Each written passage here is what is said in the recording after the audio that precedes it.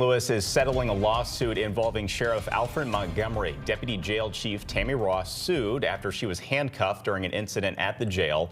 First Alert 4 investigator David Amilati is in studio tonight with new details on this settlement. David? Yeah, the court documents don't provide the details of this agreement with Ross. I've reached out both to Ross's attorneys and retired Judge David Mason, who represents Alfred Montgomery, trying to confirm what is in the settlement.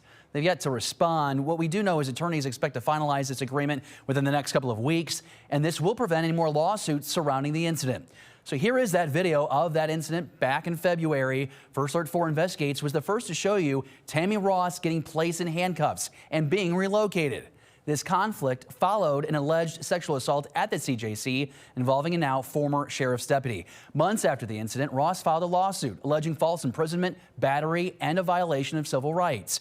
The city emphasizing tonight it settled the case to protect itself from liability, but is not admitting legal responsibility.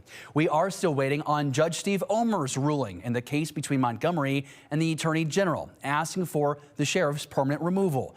There is a hearing scheduled at 11 a.m. tomorrow, but it is unclear if a decision will be made there.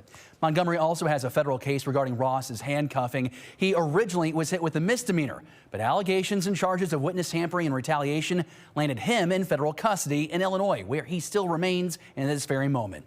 While in custody, he continues getting paid his full salary. In studio, David Amilati, First Alert 4 Investigates.